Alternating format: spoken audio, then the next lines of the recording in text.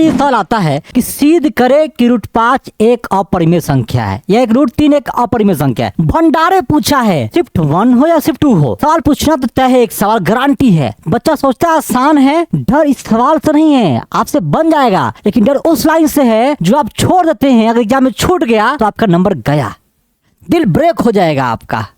कुछ कुटुंब ऐसे होते हैं कि जब भी आपके घर पे कुछ खाना अच्छा बनेगा ना, पहुंच जाएगा।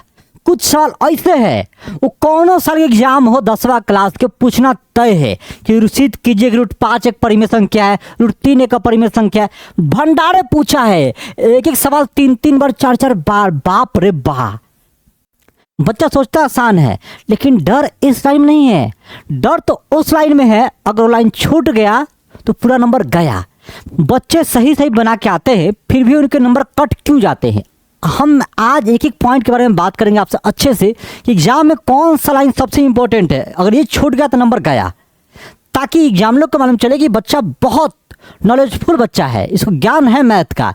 जब समझ जाएगा ज्ञान है मैथ का, तो आपका कॉपी हम अंधाधुन बिना देखे चेक करेगा ये। अब तो देखते बारा कि 3 सवाल 3-3 बार पूछा है, 25 में, 15 में, 19 में, 18 में, 15, 14 बार। बाप रे बाप, कितना बार पूछा आप ये देखिए आप। अगर ये सवाल छूट जाए और उसको आप सही से बना के नहीं आए तो कितने शर्म की लज्जा की बात होगी। हाँ सर, बहुत शर्म की बात होगी। अगर पहला चैप्टर का सवाल गलत हो जाएगा तो एग्जामिनर क्या सोचेगा, ना एक ना वालों ये बहुत कमजोर हुआ मैथ में, साफ आगे खट खट खट कर नंबर काटते जाएगा। तो हमको वही ठीक करना है। आपको हम हर एक एक लाइन बताएंगे जिससे आपका नंबर नहीं कटे एग्जाम में। बेहतरीन सॉल्यूशन लेके आए हैं, बेहतरीन हल। अगर ऐसा आप लिख के आ गए तो आपके एक भी नंबर नहीं कटने वाला है। भाई बहुत गरीब लग रहा है, समझना ध्यान से, आप तो ठंडी में होंगे ना। जैसे 5 नंबर सवाल है कि सिद्ध करे कि रूट 3 एक अपरिमेय संख्या है, और छोटा ये 3 बार पूछा जा चुका है। एक सवाल सीख गए तो समझिए कि आपके 5 नंबर, किसी का 3 नंबर फिक्स, गारंटी आपका सेफ हो गया, फिक्स हो गया। तो हम 5 नंबर को प्रूव करते हैं कि सिद्ध करे कि रूट 3 एक अपरिमेय संख्या है। इस छोटा का देखा था बदमाशी, हर कोई जानित बा कि रूट 3 एक अपरिमेय संख्या है। तो करा कि ना तू सिद्ध करके दिखावा। हम कहे ठीक है। हम का के थुथुर आदमी, बिहार के आदमी, हम मान लिए कि माना कि रूट 3 एक परिमेय संख्या है। थुथुरलोजी, गांव में होता है थुथुरलोजी, कि बाप के बेटा मान ला। माना कि आप मेरे बेटा है और बाप मारेंगे चप्पल। माना कि हमने तो तुमको मारा ही नहीं है। हम माने कि आप अपरिमेय संख्या है तो कहना पड़ेगा इसीलिए कि रूट 3 बराबर P बटा Q, ये परिमेय संख्या का रूप का आदमी है। बाप रे, अगर ये लिख के भूल गए गया। अब यहाँ लिखना पड़ता है कि जहाँ जो नीचे में है ना बट्टा में, उसका मान 0 नहीं होगा, और दोनों P और Q का मौसा एक होना चाहिए, HCF एक होना चाहिए। यानी P और Q सअभाज्य संख्या है। P और Q क्या है? सअभाज्य।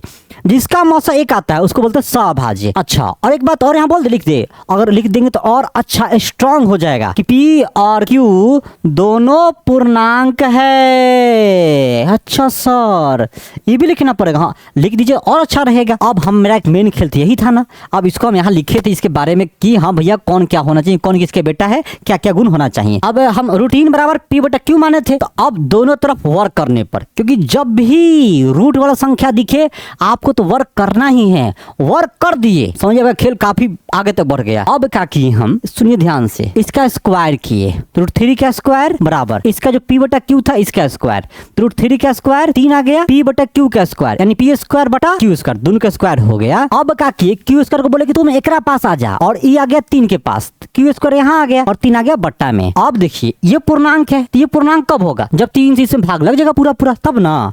तो हम लिखे चूंकि P स्क्वायर 3 से विभाजित है, क्योंकि विभाजित होगा तब ना एक पूर्णांक दूसरे पूर्णांक के बराबर होगा, तो इसीलिए P भी 3 से विभाजित है। जैसे देखिए 8 का स्क्वायर 4 से विभाजित है कि नहीं है? तो क्या केवल 8 भी 4 से विभाजित है? हाँ सर है, 4 से 2 बार में। तो हम लिखे P स्क्वायर 3 से विभाजित है, इसीलिए P भी 3 से विभाजित है। तो क्या हम 8 को कह सकते हैं कि 8 बराबर 4 से कटा है ना, तो 4 इंटू कई बार में कटा है? 2 बार में, तो यहाँ लिख दिए 2। तो अब देखिए आगे, अब हम लिखे कि पी स्क्वायर 3 से विभाजित है, पी भी 3 से विभाजित है। ये इसका मेन लाइन है, इसको छोड़िएगा मत, ये बहुत इंपॉर्टेंट है। अब मान लिए हम क्या, पी बराबर 3, क्योंकि 3 से कटा है। अब कई बार में कटा है किसी को पता नहीं ना है, तो हम लिख दिए के, की बार में कटा है। तो अब बात की समीकरण 1 से, जो समीकरण 1 माने थे ना, इसको बुलाए, सब बाले बच्चे को बुलाए, आया सब दौड़ के, क्यू स्क्वायर बराबर पी स्क्वायर बाई 3। पी का जो मान था ना ये वाला, अब इस मान को यहाँ पे हम रख दिए। पी का मान 3 के स्क्वायर, जैसे स्क्वायर था तो बट्टा 3। अब क्यू स्क्वायर बराबर ये हो गया 9 के स्क्वायर बट्टा 3। आप कसम खा के बताइए, क्या 3 से ये 3 कटेगा? कई बार में कटेगा? 3 बार में। तो हो गया क्यू स्क्वायर बराबर 3 बार में कटा ना ये, तो हो गया 3 के स्क्वायर। अब क्या किए, 3 को बुला के यहाँ ला दिए। और ध्यान सुनिएगा, यहाँ आ गया क्या, के स्क्वायर। क्यू स्क्वायर 3 से विभाजित है, इसीलिए क्यू भी 3 से विभाजित है। तो फिर आगे लिख दिए, देखिए ऊपर तो पी 3 से विभाजित था, नीचे क्यू 3 से विभाजित है। तो हम लिख दिए कि पी और क्यू दोनों 3 से विभाजित है, इसीलिए पी और क्यू का HCF मस्सा क्या 3 है, यानी मस्सा 3 आ गया। और हम क्या माने थे ऊपर कि पी और क्यू का मस्सा 1 आना चाहिए, और यहाँ तो 3 आ गया, उल्टा पुल्टा हो गया, इसीलिए कह दिए। इसीलिए मेरा मानना गलत है, बहुत गलत है मेरा मानना। अतः √3 एक परिमेय संख्या है। शुरू में हम माने थे कि √3 एक परिमेय संख्या है, और हमको उल्टा बोलना पड़ा, गलत साबित होना पड़ा कि अतः √3 एक अपरिमेय संख्या है। सिद्ध हुआ। समझ में आया कि नहीं?